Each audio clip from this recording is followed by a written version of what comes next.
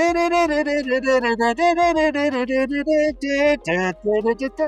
I love music and I love incorporating music into things. I mean, I have a freaking xylophone behind me. Which is a whole other story that I loved hearing. That's a whole other story too. Yeah, that's all the story we want to hear. Welcome to Breaking the Bottleneck, the podcast for founders who can't seem to let go, but can't afford to keep holding on. We'll go behind the scenes with founders who have broken the founder-led bottleneck and scaled to the next level, so you can learn from their mistakes and their successes. Welcome back to Breaking the Bottleneck, the podcast for founders who can't seem to let go, but can't afford to keep holding on. Today, we have a very special guest with us who's going to not only tell us about the secret of the universe, but the 3 important questions every founder must answer to gain traction with their audience and scale their business to the next level. I'm your host, Charlie Birch. I'm going to pass the mic to my wonderful co-host, Laurel Carpenter, to give us a little more information about this mysterious guest. Laurel? Zach Messler spent 20 years in product marketing for enterprise tech before entering the entrepreneurial space. And today he's a messaging strategist who helps founders get clear on what they really sell so they can market with confidence and close with consistency. Zach has built his business around one deceptively simple belief: do the right thing. In a world pushing shortcuts and hype, Zach helps high-integrity businesses cut through noise without compromising who they are. Known as Mr. Boom Shakalaka, he's here today to talk about what happens when you finally align your message with your mission and why clarity is the ultimate unlock when you're ready to scale beyond yourself. Hey, Zach, welcome to the show. We're going to go ahead and jump right into our first question, which is, what is the biggest lie you had to unlearn to finally get to where you are now? And I have an idea of what you might say, but I always love it when guests surprise me with a second story that I haven't yet heard. So Yeah. Well, first off, thanks for having me, you two. This is awesome. I'm really happy to be here. I'm super excited. So, the biggest lie. So, I spent 20 years in product marketing for enterprise tech, and I was always the good corporate soldier. And I was fortunate. It's kind of a double-edged sword. I was fortunate to impress the right person in my product marketing career fairly early. And he would pull me along. We'd go company to company and we'd either take them public, get them sold, sometimes both. One time, one ran out of money. That was kind of crazy. But he was amazing. He was an amazing leader, an amazing marketer, and I learned so much working under him as his right-hand person. Fast forward, the last stop, he decided, you know what? I think I'm done, and retired and moved to Florida. And then the situation at that company got just terrible, untenuous. And so I jumped, but I ran away. I didn't run to. And the place I went to, it's my last stop on the corporate train, started out awesome. It was great. And then it wasn't. And what happened was I was being told that as a senior product marketing guy, I'm being told by the CMO what I needed to say, what I needed to do. I'm doing work that I did when I was 5 years in, not strategic stuff, real tactical. And he's telling me the things to do that I know are wrong. It's a lot of chest beaty stuff. In messaging, it's my philosophy with messaging is it's audience first. It's flip the message. We want to talk about our audience before we talk about our product. And you have to. At some point, you talk about what you sell when they want to know about it. But early on, nobody gives a shit about you or your product or anything until they do. So anyway, he was telling me all the stuff I needed to do. And when it didn't work, I'd get yelled at. It was insane. He was this type where if it was your idea, it was his idea. If it was your idea and it was a good idea, it was his idea. And if it's your idea and it's a bad idea, it's your fault. And I dealt with that for, gosh, it was probably like a good year and a half. And then I was reading, I was doing a lot of reading and soul searching back then. And I read, I I fell into Tim Ferriss and I read The 4 Hour Work Week. And I only read the first section. I've only ever read the first section of that book. But the thing I took away from that book was, what's the worst thing that could happen? And the idea is, in any given situation, the worst thing that could happen usually is not that bad and usually isn't going to happen anyway. So just do it. And what's the worst thing that could happen? Now, what I did is I would do like okay, what's the worst thing that could happen? Now, what's the best thing that could happen if I did this thing? And I'd go all nuts, like, oh, I could, like all possibility. And then you look at these side by side, it's like, well, this is a no brainer. So I took a big risk at this company. And so it was kind of like my coming out party.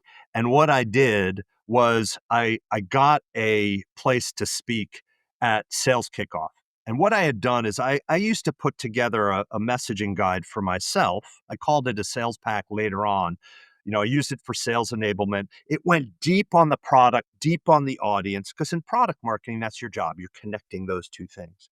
So I had to get permission from this guy to roll out my sales pack to the sales team. So I got permission and I got time on the agenda at the sales kickoff. Um, and I said, okay, how much, he said, you have one slide. I said, great. How much time do I have? He's like, I don't know, 5 minutes. It's like, great. So I ignored that completely. I decided, look, I'm ready to quit. I freaking hate it here. I'm ready to quit. I'm going to give it one last shot and I'm going to do what I know is right. And that's it. In fact, it comes back. I had an epiphany. I got ahead of myself there. I had an epiphany. I used to keep a pad by my bed because I was so stressed out in those days. And writing for me has always been an outlet. And so I'd wake up at 2 or 3 in the morning and I'd go downstairs and I'd write. And it was July 21st, 2015. I remember the date. And I woke up in the middle of the night and I had this idea and I went downstairs and I wrote it. And I can send you a link we can share with people. It's called The Key to the Universe. And what I wrote was, I said I figured it out. I figured out the key to the universe, and it's remarkably simple, and it's really, really hard, and it's just two things. And the key is they have to happen in tandem. And I was writing it from the perspective of my job, but it really works for anything. And those two things are, first, do the right thing. And the idea behind do the right thing is, if you have experience and just a modicum of ethics, then you know what the right thing to do is in any given situation. And if you don't, you're not sure, you have a pretty good sense of what the right thing to do is. And the second thing is, don't be afraid of what happens when you do the right thing.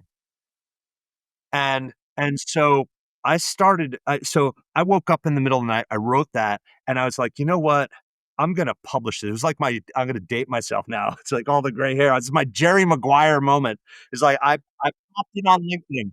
I popped it on LinkedIn. It's still there. That's how I remember the date, because every once in a while I'll go there.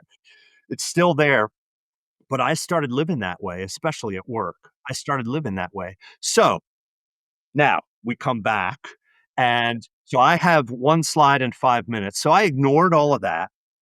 The sales and marketing in this company were like this, which is always crazy to me, but it was a lot of egos at the top.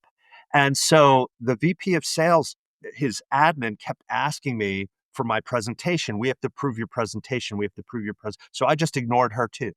I just ignored it, because I was not going to ask permission for what I was going to do. I was not going to be told I could not do something and then do it, because that, like, I'm just not even making that a thing.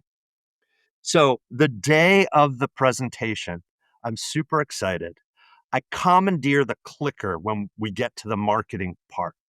My boss, that CMO, sees me. He sees I have the clicker. He's up first. I'm up at right after him.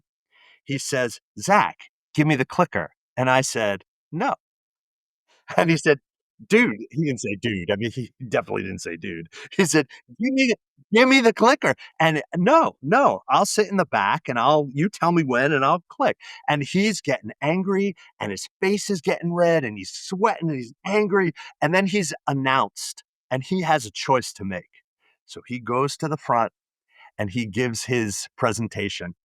And it was so funny. I'm sitting in the back and he's just so smart. He's like, Zach, next slide, please. And it is death. It is perfect though, because it is death by PowerPoint. And my style is definitely not that. I mean, but it was totally death by PowerPoint. And you look around. So this was in, those hotel ballrooms that have like the dividers. So this was in about a third of a hotel ballroom. This company grew insanely fast, but that was relatively the beginning. There were probably like 150 people in there. Um, so it's this room where I'm all the way in the back. It's a pretty thin room. You can see everybody from back there, and people are like working. One dude's napping on the table. Like, he is nobody. So he's done. I get introduced. I hit the clicker. And do you know the song Safe and Sound by Capital Cities? No. Okay, I'll have to send that to you too. I gotta think of the words. I can lift you up.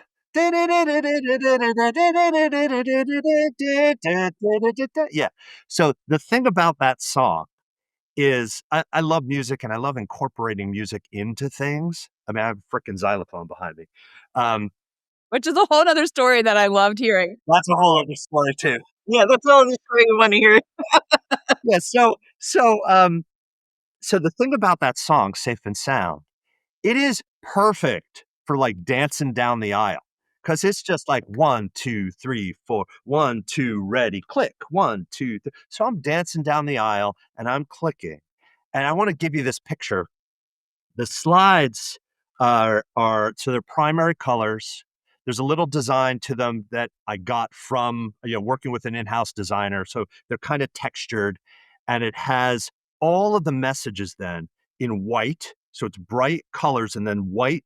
So there's a lot of contrast there that are all of the messages that um, that this guy told me I had to say.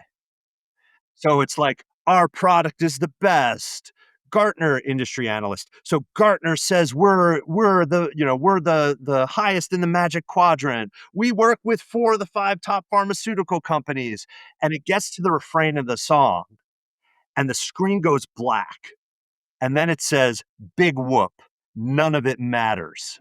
Dot dot dot. And then I get to the front and it says, "Unless you have the right message." And then I get to my my cover slide finally, and it's called "The Right Message." And I'm at the front. I have everybody right here in my palm, and I have every eye right at me. I got them. I got them right here. And I have a standing ovation before I say a word. And then I do my presentation and I talk about the right message. And I said, well, look, what is the right message? It's going to be different depending on who you're talking to, depending on where they are in that buying cycle. And I had a whole presentation. It was pretty fun and easy to understand. And then I said, here was my one slide. So how do you figure out what the right message is? Well, lucky for you, right now on the intranet is a sales pack. And it tells you exactly what to say and how to say it, no matter who that buyer is or where they are on that path to purchase. And then I literal mic drop. I have a standing ovation. Yeah, totally. And so CEO founders there, he's a pretty cerebral guy. And he's like, that was very good. And then the VP of sales was excellent. And then my boss is there. What's he going to do? What's he going to do? And so he goes, that was very good. And from then on, I just stopped. I stopped listening to all of the things that I knew were wrong. I definitely, I definitely went really far with it. If there were stupid meetings, I'd stop going. I just say, I'm not going to this. It's a waste of time. I started speaking up. I was always scared to speak up. It really was, I needed that situation to become who I am at work. Now, back then, I definitely had 2 personas. I didn't even think about it this way, but I definitely had home Zach and work Zach. I freaking wore khakis and sweater vests all the time. I mean, it's like I was super buttoned up at work, and that ended. That ended. And what happened was the yelling over time, all of the yelling, and I was yelled at a lot at that company by a lot of different people. Yelling stopped. And I had salespeople. I was doing rogue experiments with salespeople. We were doing all sorts of cool stuff. The marketing team, the rest of the marketing team loved me because I would take full accountability and we just do stuff. Oh, hey, I want to build a landing page. We got to get it approved. No, we don't. No, we don't. I'll take responsibility. I want to test this out. I want to test this out. It's going to be small. If it doesn't work, no one's going to know anyway. And if it does work, well, then we can bring it and say, look, we did this. It works. Here's why. Let's roll this out. And I did my best work of my career at that company. I stayed another 3 years. Now, eventually I was pushed out, and that's another story. Oh, okay, that's another story. There's so many things you said that I wanna, like, kind of wrap back around to. So the first one is, if I'm understanding correctly, the lie is do what you told even if you know it's wrong, right? Or if it's dangerous to do the right thing, which I think is so important because there's so much pressure on founders from investors, from the gurus, from just wherever they're tuning into to, you know, allow the ends to justify the means, and to compromise doing not just like inherently what's right, but what's right for them and their business. Because when you're trying to get somewhere you haven't been before, you have to, at a certain point, you have to really balance. And I love that you said that part about the personas, because I just did an article about this past month. Our newsletter was about the concept of ego strength as a missing piece of human-centered brands, right? And this idea that in order to switch between those personas that you have at work and you have at home and to have them integrate well, you have to have that anchor to yourself, and you have to trust that that anchor is valid and safe, right? And so what you're saying about this idea that, like, make sure you believe that nothing bad is going to happen to do the right thing. Like, maybe it'll, change your course. Maybe it will put you in a position where you can't accommodate somebody that you think you need to accommodate. But like every time you do the wrong thing, even if it's for the right reason, you set yourself up to have to keep doing that That's to, right. to maintain That's the right, and then precedent you're that you completely set. out of balance. Absolutely. Right. Right. So I love that so much. And I really appreciate you and I love that, like, not only is your example of integrating that into your life one that is successful for you, but it was able to be so performative and so immediately well received by your audience, right? Which is like, not in this case, your audience was the sales team, which is not the same as like maybe a business owner. But I think yesterday we had our monthly session of the Inner Circle, which is our alternative to networking, rapid fire pitch slapping, like all these online networking events. But we had this phenomenon where it's like, everybody is keeping their messiness inside because they're afraid to put it out on the table. And we talked about some really significant things about imposter syndrome and am I good enough and do I have can I actually hold this boundary, right? There was a lot of, am I actually allowed to have this boundary, or do I have to compromise this boundary to be successful? And I think that's what it's really about for me with like high integrity brand is like, this is what the brand is. And you're saying this is what the message is. And you're saying this is what the professional integrity looks like.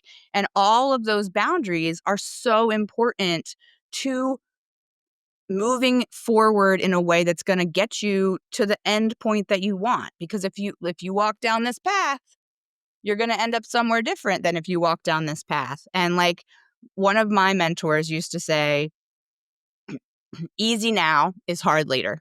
Hard now is smooth sailing, out Oh, that's out really out great the advice. gate. And it's so true because it does. It takes courage and conviction. And if you can give yourself permission to slow down enough and to trust yourself enough to do the right thing for you, you will end up in the right place for you, right? That's right. It takes So, massive guts. It takes yes, massive guts to do it. It really yes. does.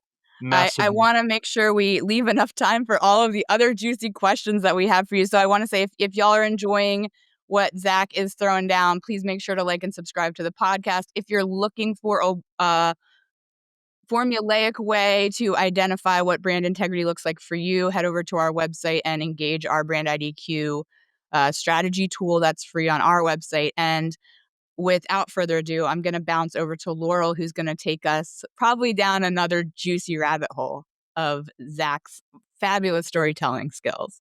Thanks, Charlie, and thanks, Zach, for being on the podcast. I'm curious how all of this that happened at your previous company, how did this inspire you to start your own thing? Because I know that you started your own businesses, and I'd love to hear a little more about how you did that and some of the challenges you might have faced when you were also growing your business. Oh, sure. So it came out of a little bit of necessity, a necessity, circumstantial necessity, and also just where my headspace was. So I was at that company. Now I'm gonna tease you with that other story, Charlie. But um, I was at that other company, and at that company, every year at sales kickoff was January, and every year. Um, the founder would come up with the new message. He wasn't a marketer. It was his baby. It was his thing. And he loved to deliver the new corporate pitch. And marketing was responsible for putting it together, but we were putting it together with him. He was in the room and there were all these people. And it's like it was marketing and messaging by committee. And I was the PowerPoint jockey for that year. It was like, "Zach, 3 pixels to the left, please," like that sort of thing. So I knew what he was going to say in his keynote. And for whatever reason, this was 2017. For whatever reason, he said, 2017 is gonna be the year of the story. And so he put together this whole. No other years are the year of the story. I Yeah, just can't help myself. exactly. So he put together he, like, heard something somewhere, who knows? He is, to this day, like, he is a brilliant man, has been unbelievably successful. This company went public, like, he whoa, he made a bazillion has made a bazillion dollars. He serves, like, this company, the product is incredible. It really is, despite all that shitty marketing. Um so you're the story, and so I could see his presentation, and because I built it, so I knew what he was going to say. His idea of how to tell a story was making us the hero of the story, which we all know in marketing you cannot do. We are not the hero of the story. It has to be the customer. So I put together a presentation which was 20 minutes of an attention step for 10 minutes of real powerful stuff. And I won't share the whole thing with you here because we probably don't have time. But the net of it was I told the entire company the way we're telling stories is wrong. And I did it the very next morning after he had his keynote. Um, and so it was basically getting on stage and saying, what this founder just told you, what our CEO just told you is wrong. Here's how to do it. I didn't say it like that, but that's essentially what I said. And so when I was walking down the hall after, and it's the best presentation I've ever given in my life.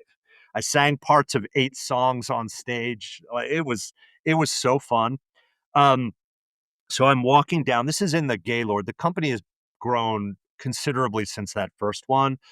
We probably had 400 or 500 people, salespeople, marketers in the audience. It's at the Gaylord in outside DC, which is this massive, massive facility.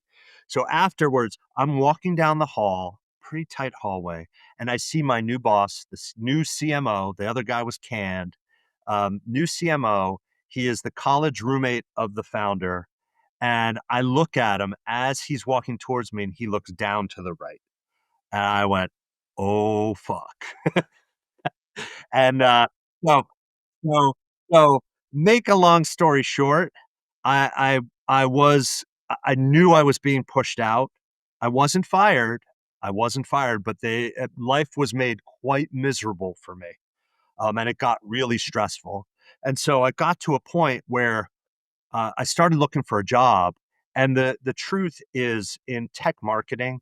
So this gray hair, I was gray. I'm not as gray as I am now, but I was certainly gray then. And the gray hair is not your friend for sure. And I was at a point, this is earlier on, I said it was a double edged sword working with my mentor. I worked with him and for him for about a decade. And in that decade, I was always the right hand person. I was doing board reporting. I was doing prep, all of these executive things. I had teams. I never got the title. I never got a VP title. I never had a seat at the executive table. When you hit a certain age, especially in tech marketing, ageism is real for sure. No one will give you a shot.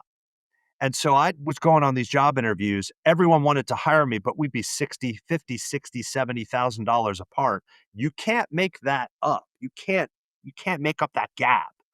So at that point, it was, you know what? Fuck all this. I'm gonna go do my own thing. And so that's how I started out. Um, I had no idea what I was doing at all, no clue. And I mean, I went into it too with such the corporate mindset that was just ingrained in me. It still is sometimes, not as much, but there are the things that I will recognize now. Like, why did I do that? That this is stupid. I don't know if that answered your question or not. I just want to jump in real quick, Laurel, because I this is, I feel like, such an important thing to draw attention to, that you're saying here you are, you have all this experience as, a high influence, successful executive in the startup space, and you leave that and you go start your business and you have no idea what you're doing, right? And I think there's Well, you have I'm the some opposite. idea. Well, right, I right, but, like, I'm the opposite person that, like, I had a W-2 job for a year and a half in my entire life. Like, I've worked for myself forever, and so, like, there's imposter syndrome, right, on both sides of that table. Oh There's the, yeah. like, am I really an entrepreneur? Am I really do I really have anything to offer? And I feel like that is one of those things that, like, can really force your hand, like, put you in a position where you don't trust your gut. And so I just want to highlight that, like, it doesn't matter if you have a ton of corporate experience or a ton of entrepreneurial experience. Like, those are different skill sets and both are valuable. And at the end of the day, it's like grounding yourself in the knowledge base of the skill set that you bring is so important. I can't Oh not yeah. I can't not chew on that with you guys, Oh because yeah. I No, yeah, fucking use for it sure. myself. And now with the corporate flight, like, there's all these people. I'm a fractional. I'm a fractional. I'm a fractional. And, like, I didn't even have that language until there was all these fractionals. And I'm like, oh, that's what I've been doing for like 15 years, right? But I didn't have that language set. And then I have all these fractionals that I'm networking with that are like, I don't know how to run a business. And both of those things, like how to navigate the enterprise sale and how to run a business, are different and equally important. And it's okay not to have every skill hammered into the exact right position and mastered and polished. And So I that's also really want to loyal. say that, like, I have noticed, so I'm a career changer myself, and was not an entrepreneur before I started this business. In fact, I was in a totally different field, but I have run across so many people who are like, yeah, I took a course in copywriting and I've decided that, like, I'm going to become, this creative director, or like people sell themselves as these very high level titles or fractional CMO when they've had experience with a teeny tiny bit of it, or it's all from courses. And I see that as a trend. And so I feel like those of us who do have some kind of significant experience, whether it is in, tech and product marketing, or in my case, I actually was a nonprofit director, and that turned out to be surprisingly translatable to business development. Oh But yeah. I feel that we see a lot of people that are marketing themselves with very little training and experience, and it makes people wary sometimes. Like, they want to test you and make sure that you do have the knowledge and experience to help them, which is a whole other topic of conversation, I realize. But I mean, it's amazing that you would have imposter syndrome to me, Zach, given the kind of expertise you did have and that you were trained in, because that kind of expertise is not that available to people anymore. I feel like given AI and the way things have changed in marketing, that a lot of younger folks coming up are never going to have the opportunity to have the experience you have. So That's you're sitting probably on true. gold, in my Probably opinion. true. Yeah, that's probably true. And AI, you mentioned AI. I think AI is also now part of the challenge with even being a business owner or whoever, somebody if you're coming in to find help, AI has made that harder, not easier, because you don't know what's what. Because what AI has done is has taken the bottom and lifted it up. That's what it's done. But I mean, what I've seen with AI, I use AI in my work all the time. I rarely use it to write unless I'm doing. Yeah, yeah. I'll use it to do web copy for clients, um, but I tell them that I'm doing it. And what I've learned is AI is only as good as the person using it. Like, I have so much experience doing web copy and doing writing and doing product marketing, messaging, positioning, all of this stuff. It's like more than 2 decades of experience doing this. So I know what I want. I know what sounds good. I know what it's not even I know what sounds good, because AI can make stuff sound really good. I know what's gonna sound good to my audience. I know the stuff I want to avoid. I know all of the AI tropes that you see all the time that I don't want in there, not for the reason you might think. I don't care if somebody thinks that I use AI or not. What I care about is that it doesn't sound like everybody else, and that is the biggest risk of using AI for any messaging, any copy, that sort of thing, because Unlock your potential. yeah, unless you know what you're Rocket doing, ship emoji, rocket ship to the moon. unleash unleash the power of like, it's like AI messaging is like bad B2B messaging from, like, 2010. That's really what it is. It's stuck in time a little bit, Yeah, right? Like, it's like revolutionize. right, Like, right. I love that. I mean, I think I see AI as a capacity builder, right? Like, and I used to say this when first like the first when the website builders came out, I was working as a website designer and everyone all of a sudden can build their own website. And it's like, yeah, I mean, I can make a house out of popsicle sticks, but that doesn't make me an architect or a contractor, right? And you can have an amazing blueprint from an architect, but if you don't have a skilled contractor, right? It's like I have a hammer, but I don't have a plan. And yes, it's a smarter tool, but you still have to have a skilled operator and you have to know how to do the quality control and the skilled operator knows how to put the right thing into the system and quality check it on the back end. And it's that feedback loop, that human AI feedback loop that, you know, if you try to use it as a shortcut, you try to use it as a, do it for me. That's just always going to be a bad idea. If you try, and that there's a whole other conversation of the passive business. I'm all for passive income, but passive business where you have no relationship or awareness of what's making money on your behalf, where like that is an integrity breach just waiting to happen, folks. Like so so slippery slope. So I want to make sure that our audience knows where they can find Zach and what he's up to these days.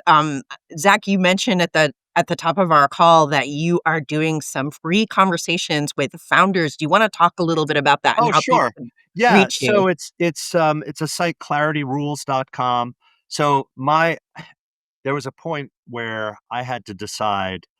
It's always kind of been my biggest challenge in business is, okay, who's my focus? You hear, niche, you got to niche down. I don't know if it's niche or niche or what. I hate that word. You gotta focus in and figure out. The riches are in the niches, as that's been Yeah, there said, you go. right? So, you hear that all the time. And I always struggled with that because my approach came out of necessity to me. Because I'm not technical at all. I'm about as technical as a crayon. And I had a 20-year career in product marketing for tech. And in product marketing, you're the expert in the product and the expert in the audience because you're connecting the two. So what I did was I leaned in on my background. I have a degree in philosophy. So I leaned in on ancient Greek philosophy and I came up with three big questions. What is it? What does it do? And why does it matter? They are hard to answer. Stupid simple. They're really hard to answer. You'd be shocked. I talk to founders all. I heard you Oh, no, say I believe that. you. I do messaging with my own clients, and yeah, It's so I it's so difficult to answer those questions. Yeah, I Yeah. heard you say that framework when we first met, and then I heard you say it again on the On Messaging Yeah, podcast episode, and so I have been chewing on that for not just our brand, but, like, our sub-services, and I've offered it to a couple of our vendors who, we're trying to co-sell our services, and it really is it's hard to keep those answers in their own lane. that's right. That's right. And that's important. This is foundational work. And it's so important to keep those answers in their lane. There are more questions that come up. You have to answer other questions to be able to answer these questions. But I wanted simple for me and I wanted the big stuff. So what are the most important things? So for example, if we're talking about, okay, well, who's it for? That's really important. Yeah, it is important, but who's it for? That has to do with what it is. So what is it? Well, who's it for has to do with what we're doing here. Let me take a step back. What we're doing here is we're getting to the essence of what it is that we're selling. And so who's it for is tied to the essence of what it is. So anyway, getting back, Clarity Rules is a free conversation. It's never a sales pitch. Um, I just like having conversations about this stuff, about message clarity. So we talk about what you're saying. What are you saying to your audience right now? How's that working for you? Are you pushing on the right thing? Are you actually selling what you think you're selling? Because what I've found is I've worked with a ton of founders. I do something called a message clarity workshop. So the message clarity workshop is I never time it. It's anywhere from a half a day to a day and a half. What we're doing is we're answering these three questions together.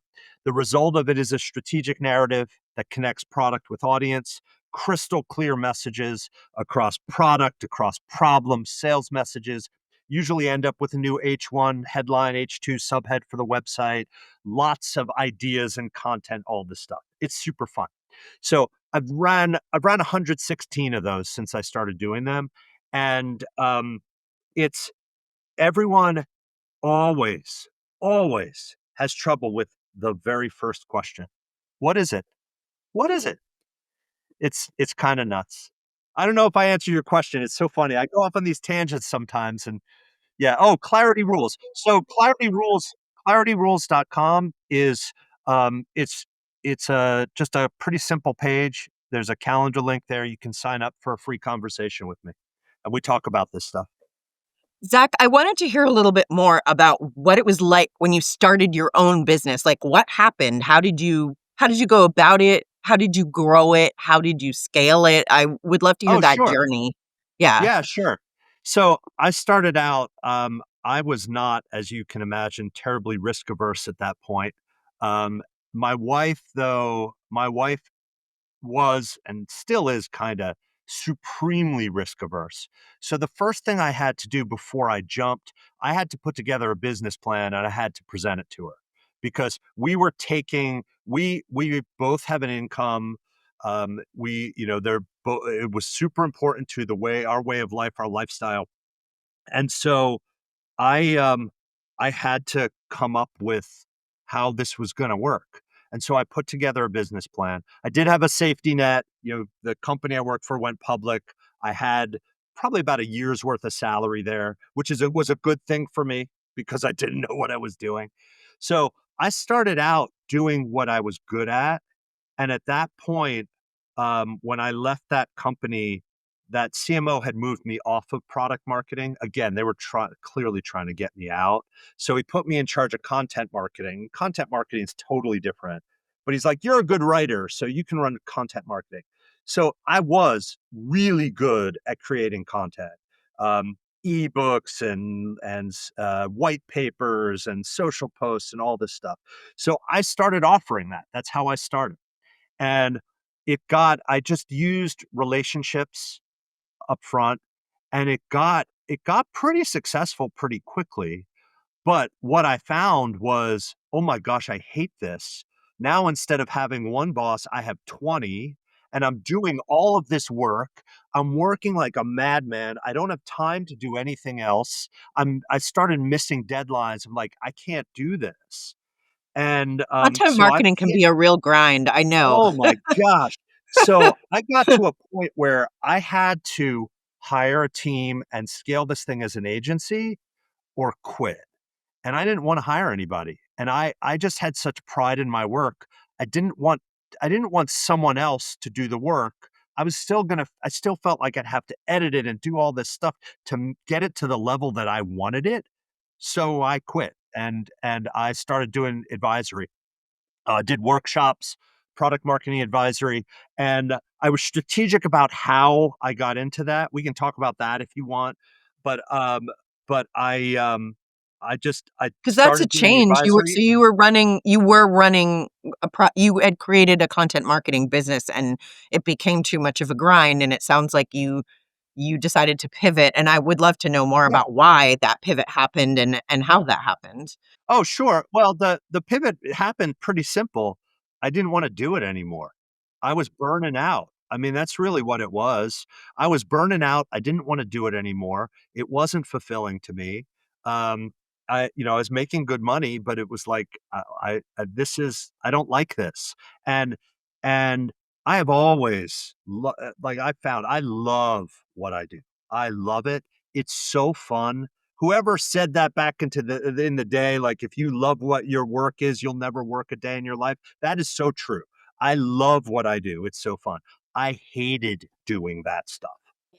doing all the Yeah, and, content you know, stuff. I wanna jump in and 'cause I hear, like, a big takeaway from what you're saying, which is, for this idea of doing the right thing versus doing what everyone tells you is the right thing, trusting your gut, following your truth, all these things, and I full circle to where we started, there's so much rhetoric and dogma that, like, scaling is the goal. Mhm. Scaling is the dream, and sometimes that looks like a passive lifestyle business where you have no relationship with your customers, and sometimes that looks like hiring a team. But, like, I think it's also really important to validate for anybody who's listening that sometimes low volume, high touch, just exactly what I need is a valid goal, right? Like, if you're listening to this and you're thinking like, "Oh my god, I gotta scale my business. Oh, if I only have 10,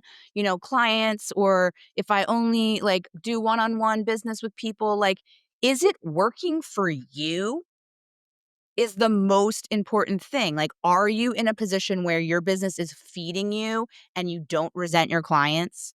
That is such an important metric of success that so often gets buried in the dirt. And, like, I just want to celebrate you for doing that. Like, look, I could grow this and you could have figured out a way to grow it and, train your people to think like you and act like you. And that's something that that we actually help with our assessment and our framework with the brand IDQ, again, available on our website.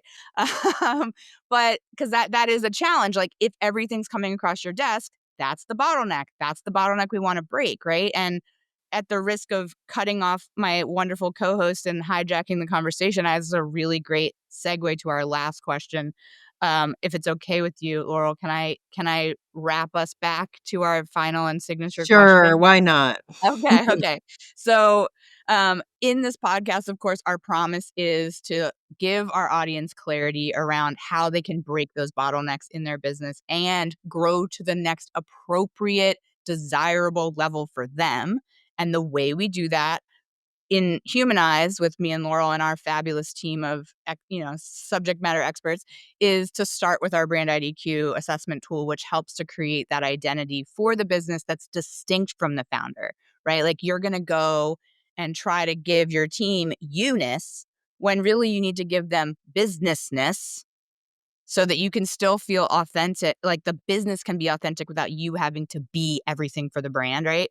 So the question I have for you, Zach, is if you had one piece of like wrap it up in a bow, super digestible advice for a founder who is just like stuck in the bottleneck of their business and is really serious about breaking free from that and growing to the next level that's right for them, what is that one piece of Oh, advice? sure. Yeah. So this actually ties to everything I do with messaging and positioning.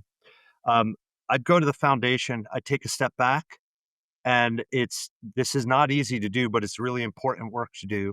But why did you start this business? Why are you still in business? What are the things that you want?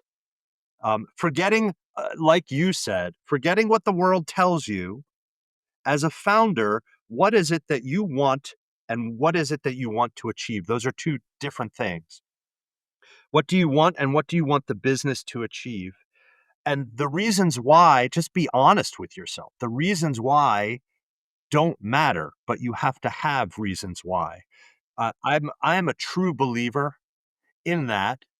I'm a true believer. I have to believe in what I'm doing. I have to believe in the work that I do. I have to believe in my customers, my clients, and their products and their work. I'm a true believer. And that's kind of at the foundation of product marketing. And so sometimes this happened to me with the content business. Sometimes you get away from that and you drift from being that true believer. So I would go back and do that foundational work. And if it means lock yourself in a room or go to the beach for a week and shut everything off and just get rid of the distractions, great. But that foundational work is so important, and that's why it's why I am where I am today, doing that foundational work. Yes, go back to in dance, we have, Laurel and I both have a background in dance, you're a musician, right? So, this has truth in that too, is that it's a never you're never above going back and doing a scale. You're never above going back and doing, like, the most basic ballet bar. Like, you're never above just peeling back all the performative stuff and just honing your craft, right? And when you're a founder, your craft is not just, right? Not just what you sell, but how you sell it and how you lead, right? And each one of those things deserves that pause and that time, like a meditation on each one of those things once a month, once a quarter is invaluable, right? So thank you so much, Zach, for being with us today. I just really super appreciate you taking the time and sharing so much value. Laurel, is there anything you want to add to the mix before we close? No, I am really curious to hear that story about becoming a more of a tech advisor. That is something I was curious about. I don't know Oh, if we have sure. time to cover that, but because I was wondering how you said that you just decided you didn't want to do content marketing anymore, but that you made this pivot. But that's not always an easy thing to do unless you have the right audience that you can connect with around your new offer. So I'm wondering if you could talk about that a little bit. Oh, sure. I could talk about that. Yeah, so I mean it was pretty natural for me because while yeah, in the content marketing I was writing content, um, product marketing is just something I've done for so long. The messaging, what to say and how to say it is really the thing. And so I had an idea based on those three questions. So I had an idea. Hey, I'm gonna run. I used to do this for myself. I'm gonna run this for businesses. And I started out doing it for free on my sales calls. My sales call was an hour, and we walked through my idea was, "Oh, this is what I mean." I had no idea what I was doing. It's like, "Oh, I'm going to answer these questions with them, show them how awesome I am, and then they're going to want to buy from me.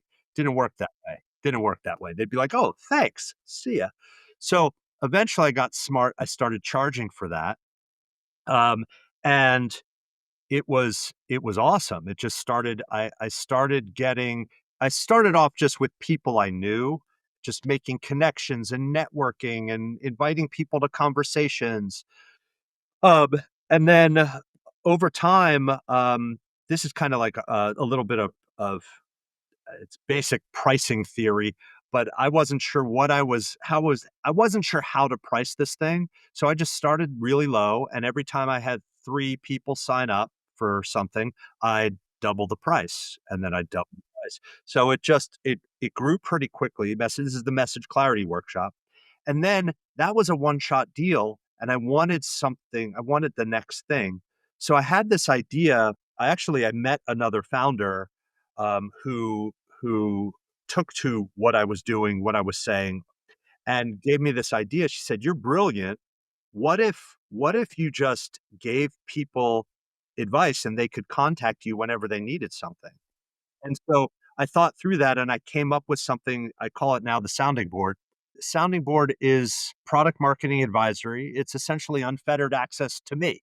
And what we do is after we go through the message clarity workshop, what I always say is you're going to have lots of questions. So I set them up with Marco Polo and they have a week for Ask Me Anything with all of this stuff.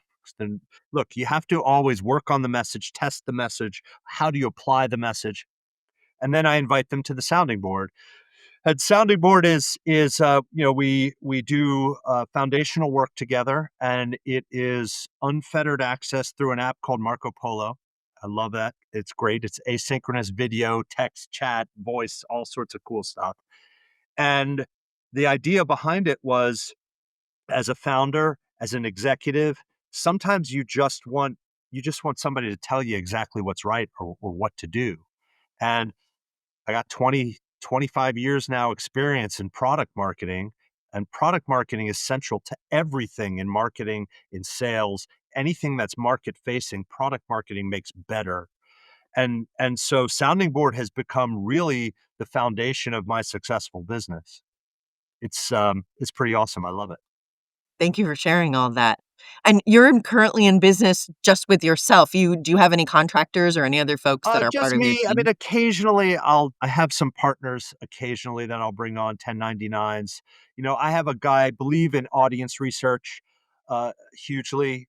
And I have a guy who I think is just the best at audience investigations. And so I have a partnership with him and we bring each other business. But most of it's just me. Um, I do have I do have a bench of people that I'll hire for copywriting stuff. I'll pull them in. If a client wants help with, hey, this message clarity workshop was awesome. Can you help me write the website? Uh, I used to do that and I just didn't want to do it. So I'll write web copy for sounding board clients, but um, if it's a message clarity workshop, I'll just hire somebody to write web copy or do that sort of thing. But it's not a lot of people, and it's definitely not a management type of thing because I didn't want that in my business. All right, Zach, thank you so much for being with us here today. It was great having you on the show. For those of you listening, make sure to check out Zach's Clarity Rules offer, which we'll link to in the show notes. And make sure to like and subscribe to Breaking the Bottleneck if you're picking up what we're putting down so we can get more amazing guests on here. And we'll be back soon. Thanks for listening to Breaking the Bottleneck. If you're stuck between doing it all and trusting your team to do it right, no, you're not alone. Subscribe for more behind the scenes stories from founders who've let go, leveled up, and stayed true. See you next time.